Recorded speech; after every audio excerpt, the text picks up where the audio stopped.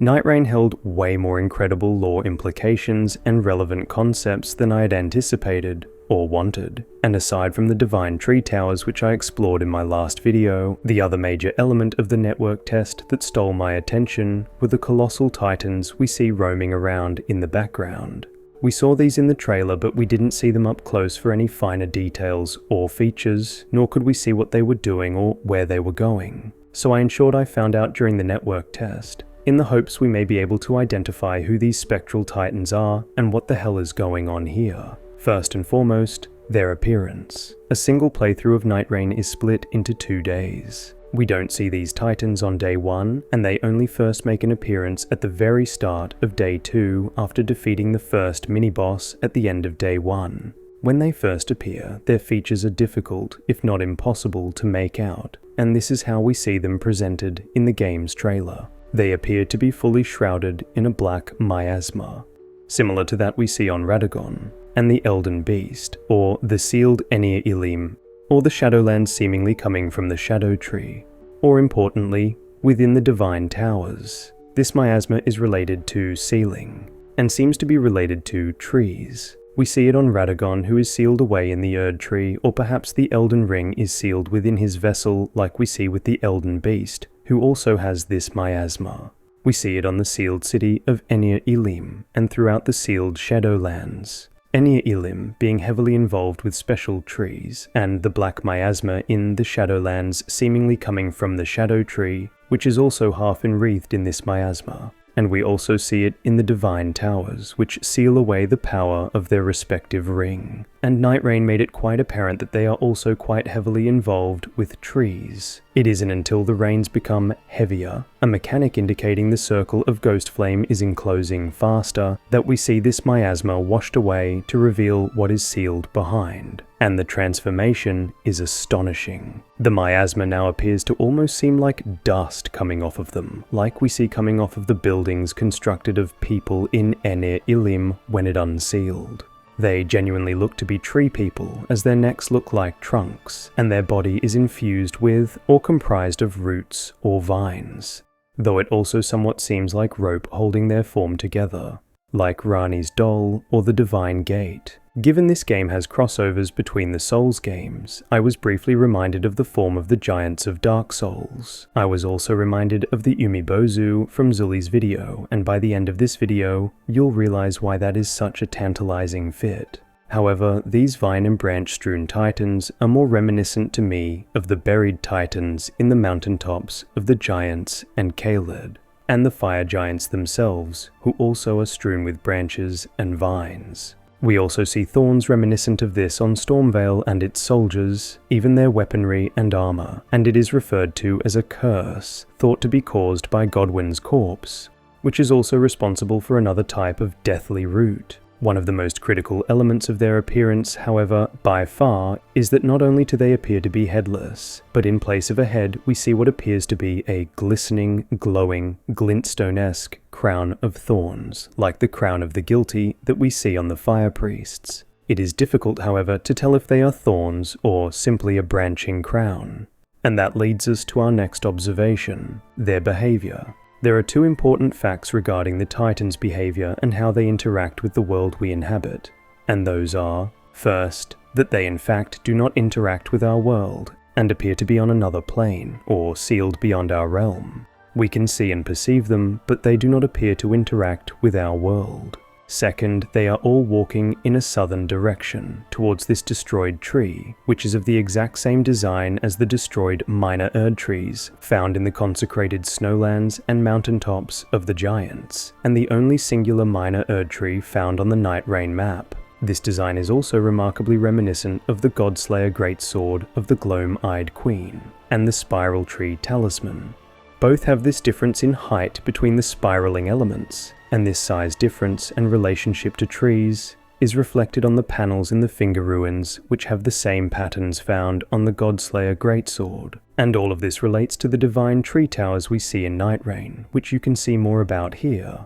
I will expand on these trees later, as well as where the Titans are coming from, as that is going to be important to my theory. The fact they appear to be headless and have instead this crown of thorns or branches could very well indicate that they are moving mindlessly in this direction under the control of something other than their own will, and that it may be a punishment. There are three things that work together to back up this theory, that work together to establish what we are seeing. First, we see time and time again the concept of blind faith in the innumerable blind characters in Elden Ring, forsaking their own eyes to blindly follow the guidance of their god. Corrin's blindfold itself reads, "Why hesitate if the path leading to the future is clear? Just close your eyes and walk." And this is a philosophy adopted by almost every faith and character in Elden Ring. Many find their gods and guidance in blind faith, like the Formless Mother, Three Fingers, and so many more. Check out Nameless Singer's new video here for a smorgasbord of examples and much more. To back up this point, there are the Iris of Grace and Occultation in the DLC, which are essentially replacing the vision of a character and deciding what they see: doom or hope, darkness or light, blinding themselves to all but what their god wants them to see. Second, we see examples of headless beings that in all cases have done so to swear some kind of oath or bind themselves to the will of their master even after death, such as Lutel the Headless, whose ash reads, "Lutel sacrificed her life so that in death she could continue to protect a soulless demigod until their revival, earning her the hero's honor of Erdtree burial." There are also the Mausoleum Guards, Erdtree avatars, and these headless ushers of death upon hero graves. And finally third, we see examples of what it means to bear a crown of thorns, the crown of the guilty. If we combine these concepts, we have a blind, headless, and potentially guilty race of titans, marching in a particular direction, likely as willed by whatever defeated them. And if they truly are these titans, then perhaps there is a further example of this occurring a second time in the fire giants, similar to how death pulls towards the suppressing pillar, and these stone coffin ships pulling towards this fissure which looks suspiciously like a gravestone. We see these titanic remains pooling into specific locations, both in the mountaintops of the giants around the forge, and in Caelid around the heart of Aeonia. And in the mountaintops of the giants around that very same forge, we see the fire giants being impaled like the captive and guilty Marika, strewn with thorns we have seen referred to as guilty and cursed, and likely against their will, unless you think this execution-style position with spears going through them was voluntary. Exactly like how the final fire giant is cursed into tending to a fire for eternity, likely against its will, as it was cursed to do so by Marika. Now that we have identified their appearance, behavior, and their context, we can begin the deep dive to explore who they are and what is happening with them. This is quite a tumble. I have a lot to say about these titans, so hold on tight and be sure to let me know what you think at the end of the video. Something I purposefully neglected to deeply explore in their appearance was the elephant in the room, their size. They are colossal, matched only by the titanic skeletal remains found in the mountaintops of the giants and Caelid. Their size is a core part of who they are, and the reason for them being so large is, in my opinion, massively important to their timeline. So, before we explore where they are coming from, where they are going, and who they are, why are they so big? One of, if not the, most important aspects of these titans is their size. It is in essence what makes them stand out the most, the reason we immediately notice them, and it is in their community given name, be it titan, giant, colossal, and so on. I believe understanding why they are so large is a key component of understanding their story as a whole. So in order to identify them, we must explore their grand stature. And I think I have it pretty much worked out. To understand why these titans are so large, why they are doing what they are doing, and why they are in the state they are in, there are three critical foundations to the way the world in Elden Ring works that must first be understood. They all work together to paint a clearer picture of the story, and helps not only explain their gigantic form, but what they are doing. And why. These three important things set the foundations of how energy, or souls, and thus power, is generated, used, and manipulated in Elden Ring to craft the story as we know it. This is the divine knowledge of the gods. It is how they are able to pierce the veil, commune with us, empower their chosen to godhood. and build and manipulate the world that we exist in. These three concepts are crucibles, souls and size, and the cycle of return.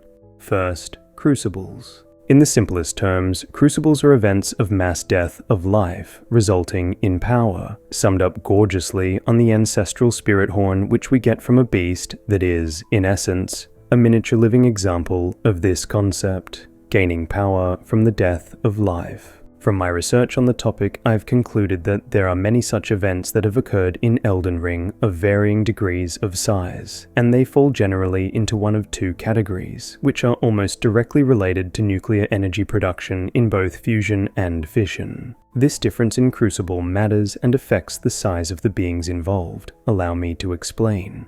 Fission splits a heavy element with a high atomic mass number into fragments, while fusion joins two light elements with a low atomic mass number, forming a heavier element. In both cases, energy is freed because the mass of the remaining nucleus is smaller than the mass of the reacting nuclei.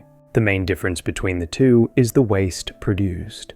Fusion is often seen as the holy grail of clean energy because it produces more energy with less waste. All of the ingredients are used, but it is much harder to achieve and control than fission. I believe we see this in Elden Ring in both fission and fusion crucibles. We even see aspects of the crucible manifest in creatures that are near them, like mutations in humans from nuclear radiation, such as horns, wings, scales, feathers, and more. Without going into too many examples, as you can see all of them here in this video, as an example of fission crucibles I would point to either Mogwin Dynasty, where a mass event of death is occurring in order to quench Miquella's cocoon, and massive amounts of runoff waste can be seen in the foul rivers of blood as well as mutations on the denizens in the form of reddened skin and horns. Melania and her ability to bloom are what I would consider to be an example of a mobile fission crucible. Each time she blooms, she is splitting parts of herself off, as seen in both her daughters and her own rotting flesh and lost limbs.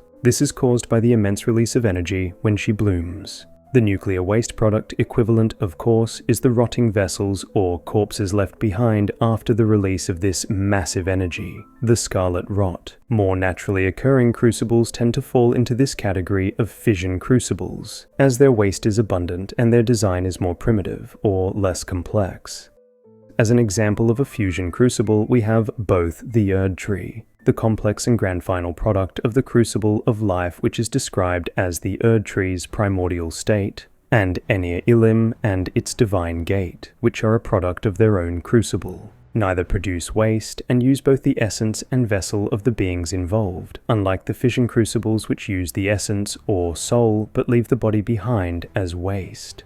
The Tower folk know of crucibles and this technology as per the Spira incantation, and we can see renditions of this in the jarring process, which is a crucible of sorts itself. In fact, just like I believe these jar shaman were planted in order to gain a new lease on life via the Erdtree to escape the horror of the jars, my friend the lore-tuber Banoon added an extra layer to this situation by suggesting they were always intended to be cultivated and planted by the horn scent, and that is why we see bodies in trees all throughout Enir Ilim. I think how we find the tree guardians literally planted by broken jars reinforces this idea, and you can see Banoon's brilliant video on the topic here. This reinforces that Enir Ilim's design is complex and multi-layered unlike Fisher crucibles, and it does not produce waste, as even the bodies of those used in the crucible are not left as runoff, but are an important part of the overall blueprint, becoming part of the structure of the grand design. Much like the Erdtree, with its complex brace and intricate catacombs and tree network, was built upon the calculated deaths of uncountable beings. The mass fusion or fission of vessels and souls results in a culmination of power known as a crucible, and the normalized or more pure form of this current is displayed in the Spira incantation as spirals of light reaching up towards the heavens. This event is not only applicable to the soul in the form of this light, as we also see instances of the body or the vessel also spiraling towards the heavens. This actually makes total sense, as if our bodies, these vessels, are conductors for this energy, then crafting giant conductors from these conductors would in essence be creating a super array capable of directing or manipulating the energy resulting from the crucible, or perhaps receive energy from outside the lands between to imbue someone with godhood, for example.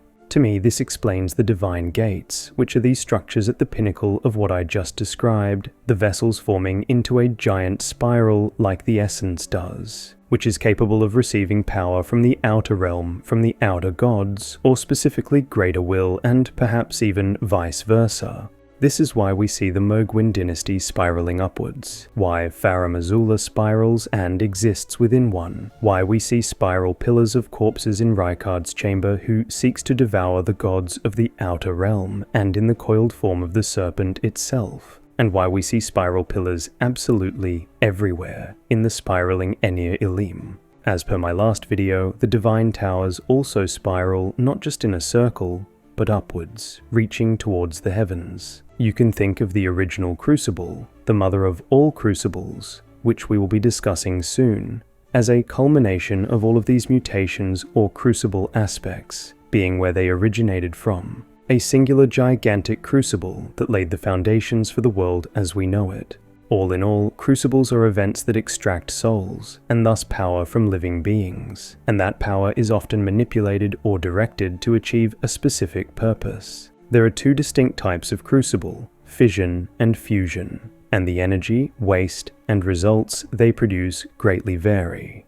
So how does this relate to size? There is a noticeable trend with enemies in that mobs of varying sizes carry individuals with more runes and strength than the others. The larger enemies within mobs are not only more powerful, but drop more runes than their smaller counterparts of the same species. For example, the larger knights in human mobs, the larger demi-humans, larger dragons, bears, and so on. I think the relationship between souls and size is established in this trend and other examples that we see, such as Morgoth's whittled and hornless form after his defeat. However, there are obvious exceptions, and I believe there is a reason for this that is important to these titans. While we do see differences in the sizes of the enemies, as I mentioned, these seem entirely fixed. While we do see examples of enemies growing stronger upon taking on more runes, such as the stronger versions of enemies with glowing eyes dropping more runes and being stronger, their size doesn't change when this happens. So while an increase of runes or souls absolutely correlate with an increase in strength, size appears to be connected, but not as immediately or perhaps in the same way. For example, we ourselves increase our level by consuming more runes, or souls, and thus increase our power. Yet like the stronger, soul-imbued enemies, our size remains the same.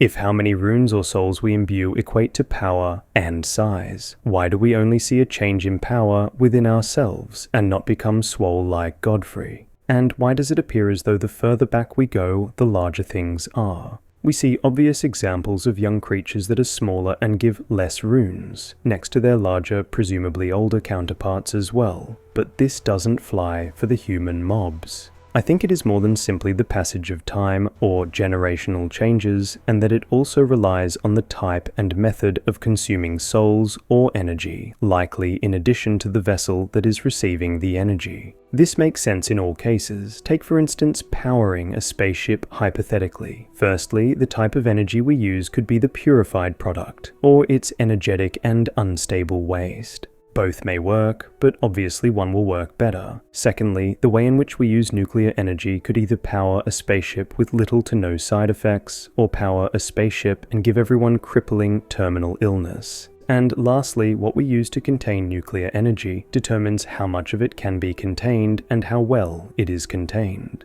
It's my view that there are 3, perhaps more, types of products from these crucibles depending on what type of crucible it is, and they have specific impacts on those that imbue them, some with more negative side effects than others. Those are normalized crucible current, spiraling light as described by the Spira incantation, pure and filtered soul energy. I wager this is the same energy we consume from the enemies we defeat. The same energy we see in the eyes of strong opponents, or skulls holding runes, and the same energy that is invoked by the Hornsense horns and used to make their attacks far stronger and larger. I would wager that given this is the incantation of Enir Ilim, the spiraling tower of bodies reaching into the heavens where light never fades, that this is also the power imparted to an Empyrean upon their ascendance to godhood. This totally refined crucible energy only seems to change the size of the vessel in the case of godly entities, otherwise simply and purely increasing their strength without size changes.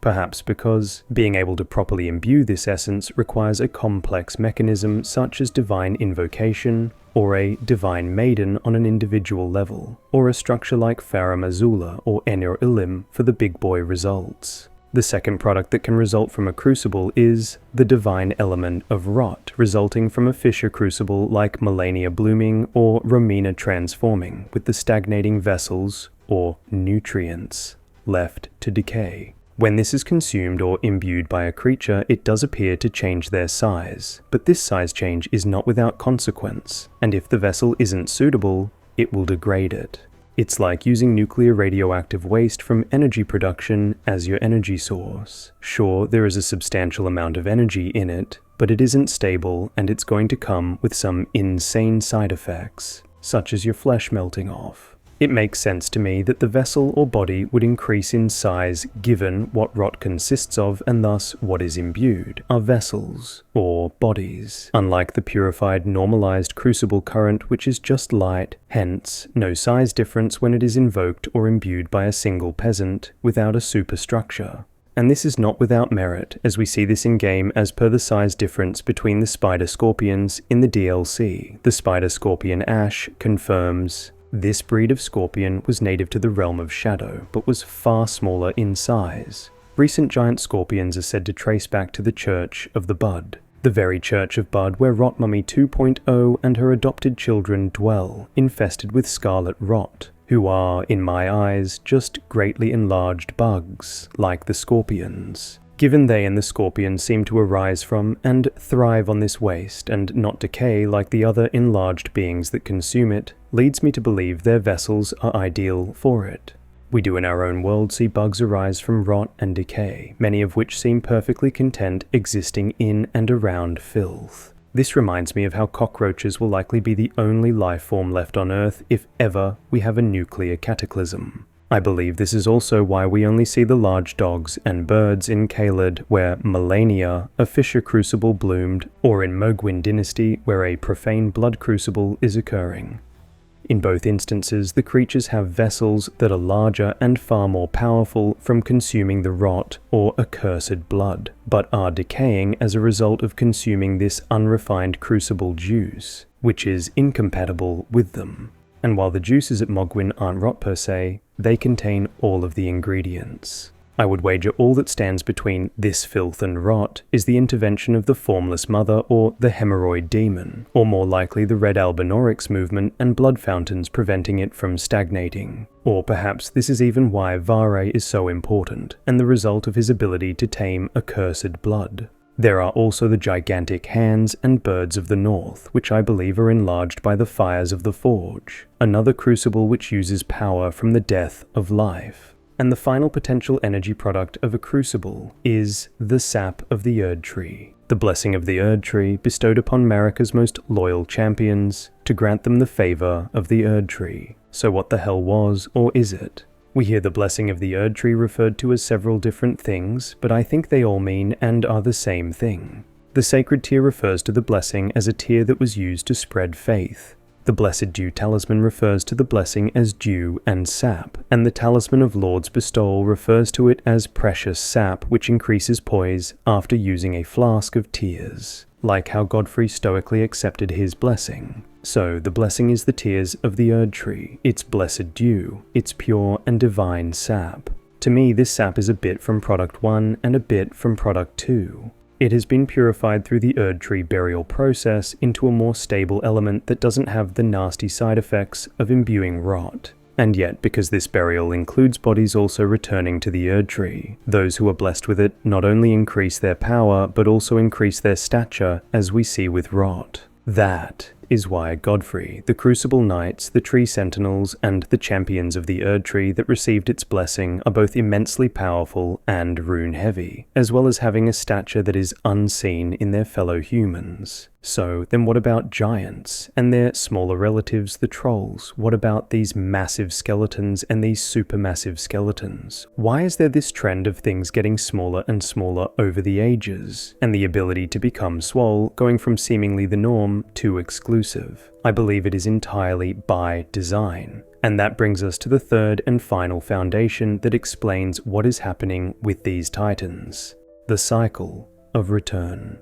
What was borrowed must be returned, aka why everything is getting smaller.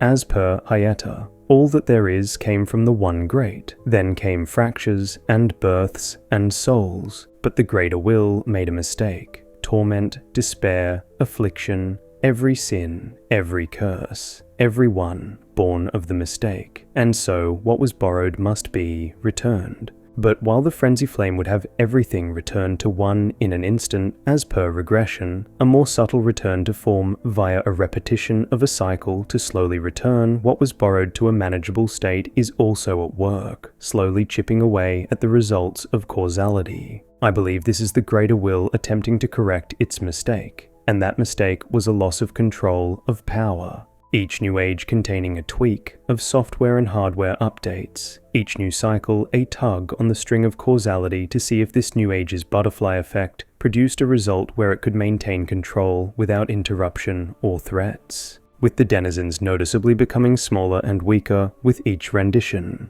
In Elden Ring, we know that once upon a time, everything was massive. And I would wager this is because those beings existed closer in proximity on the timeline to the event that Ymir describes, the great shattering, if you will, from where all life came. The same can be said for life on our own planet, as my own country was once inhabited by kangaroos the size of large trees, and in a bygone age, insects would have matched the size of humans. During this time of primordial matter bathing the world in life, the beings that existed then were vessels of immense capacity, with all of the raw souls, power, or energy they could ever want. These children of the primordial Eden would have been truly immense, and have commanded powers close to that of a god.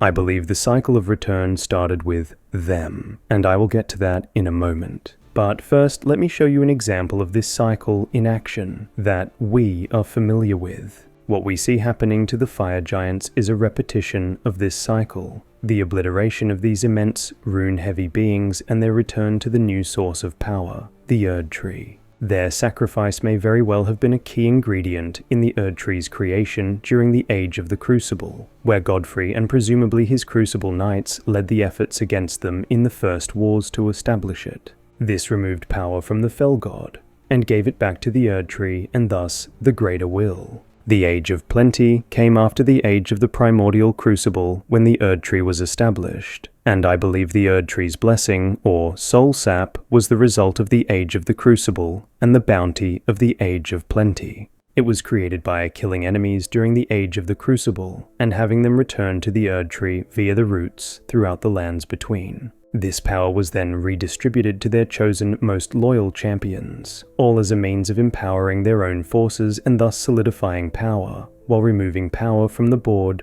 for other players. As per the Giant Crusher, a hammer made from a boulder used in the war against the giants, one of the heftiest weapons in the entire lands between. After the giants were quelled and man turned against man in violence, this weapon was all but forgotten. Man has grown feeble in comparison to his forebears, and that is what I believe the Age of the Crucible was about, the annihilation of enemies of or threats to the Erdtree, to usher power back under the control of the Greater Will in the form of building the Erdtree. It would be used to process, monopolize, and distribute power as well as restrict access to power, so that any descendants would be feeble compared to their slain forebears.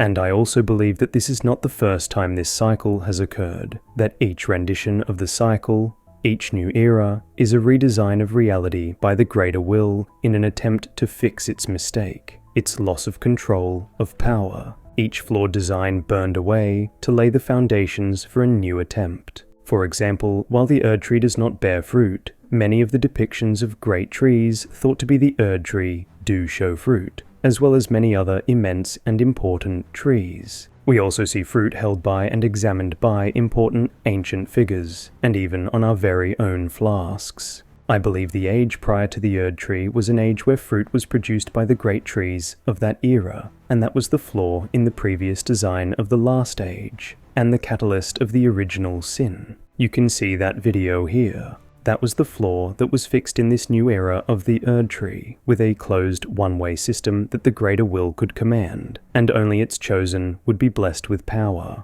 So, now that we understand what crucibles are, their relationship to souls and size, and the cycle of return, who are these giants? Where are they coming from? Where are they going? And what is going on here? If we look to the north where they are coming from, we can see pretty distinct landmasses. These landmasses are nowhere else in Nightreign. There are none to the east, west, or south. And the exact same stands for Elden Ring. While there are no visible landmasses east, west, or south, to the north we can see the exact same collections of islands. And before anyone screams reused assets, I would ask, why the exact same amount of islands? Why not in the Shadow Realm as well? In fact, why even have them at all? These islands are visible from almost anywhere if you look in their direction. However, it becomes very obvious just how close and likely relevant they are when you are at the Haligtree. This becomes especially apparent when I remove the weather effects, and you can really appreciate just how close this first island of these landmasses is to the lands between. This island alone is absolutely colossal, and just from a bird's eye view you can see that many Haligtrees would fit into it. Now if we take a step back and look at the horizon at just how much of this land there is, it becomes pretty obvious it is far larger than the lands between. If I were to place where these giants are coming from, it would have to be these immense, desolate, barren plains. As for where they are going, they are all marching south toward this glowing twisted tree, which is exactly the same as found in the consecrated snowlands, mountaintops of the giants, and on the Nightreign map itself. If we combine this with the fact that we find gigantic corpses all throughout the mountaintops of the giants as well as Caelid, it would seem they were heading from these desolate and barren wastelands, or perhaps badlands, to where would be the top and bottom of the lands between. Though what we see in Nightreign is a shade version of these beings, and thus their physical appearance may be symbolic in some ways rather than literal, they seem to have no heads as these shades. And yet these giant skeletal remains do have heads. I am unsure if these shade versions of them have no heads for symbolic effect, like this is just how our glimpse of this past event manifests, or literally they had no heads. However, if it were that they have no heads, then my thoughts are that, after being defeated, their corpses were infused with, and controlled by, these roots, to disperse for a particular purpose. So, what purpose? Well, we also find giant tombstones embedded into the earth all throughout the lands between absolutely everywhere, and they look as if they are becoming the earth itself. We even see examples in the DLC of gravestones of antiquity turning into spirits. If that seems like a bizarre thing for me to suddenly say, then allow me to counter with, it is a bizarre thing for me to see. And what was one step further into Bizarro Land that actually made this make sense was witnessing Renala transform her children from people to light to gravestones. It makes me wonder if perhaps some of the largest gravestones we find, especially those embedded into the earth itself, perhaps operate under a similar mechanism. Even if it is not exact, I believe it is likely what we see happening to the Titans. And we have some amazing examples to draw on. So why did they exodus to the lands between? Why am I mentioning these tombstones and this phenomenon? What is happening with the Titans?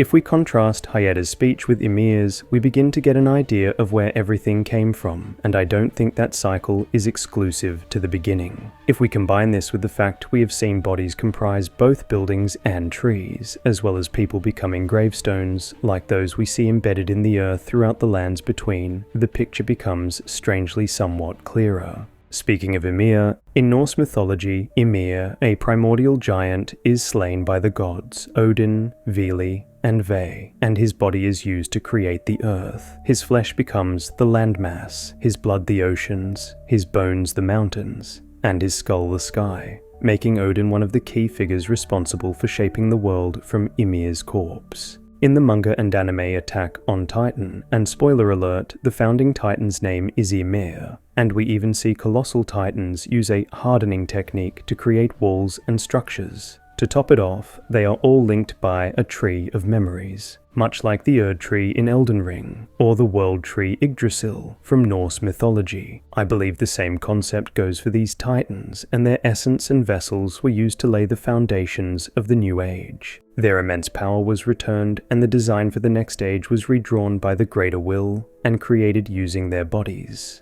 Given my last video on the intended function of the Divine Towers, in essence a trellis for these trees that also acts as a sort of suppressing pillar, pooling death for nutrients for the seeds, trust me, watch the other video, there is so much more. I feel both theories are backed up by the fact that these gravestone tablets in the consecrated snowlands, also found in Marika's bedchamber, the Church of Bud, and Rao ruins, have on them the same writing that is found in the Divine Towers. So if these titans' fates were similar to that of the primordial giant Ymirs, then that leaves one more question. Who were these mysterious titans whose vessels laid the foundation for the world as we know it? One of the key defining features of godly or celestial power is lightning, power that streams downward from the heavens with fierce and unyielding authority, wielded by the ancient rulers of the time before the Erd tree. The very power the Nox tried to harness in order to create a lord of their own, as we see in both the failed dragonkin and the lightning silver tears. And there is a lightning even more ancient than the red lightning of the ancient dragons, and that is white lightning. We see this luminous white effect in a very few select locations within the Divine Towers, which not only have this very same black ceiling miasma as seen on these titans, but are also imbued with white meteors and miasma, seemingly of the same stock as the ancient meteoric greatsword, which releases white lightning and is fashioned from an arrowhead of the old god's arsenal. And for the longest time I read this as God'(S), as in belonging to a singular old god, but it in fact is gods', which is plural, meaning multiple old gods, and this is the same for the Japanese text. Yes, I believe these titans are the old gods, and what we are witnessing is the mother of all crucibles, from which all life as we know it sprang, and which grew on the backs of giants long ago, the original children of the primordial Eden, the very first age, whose capacity and power and the threat that they posed earned them the title of gods.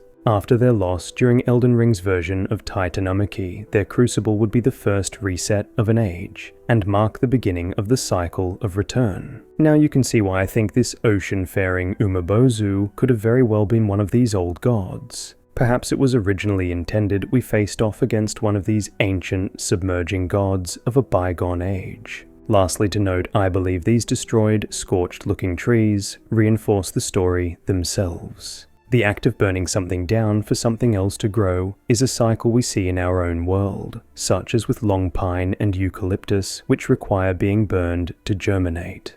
Perhaps like the fiery impact of a meteor, or god-slaying black flames.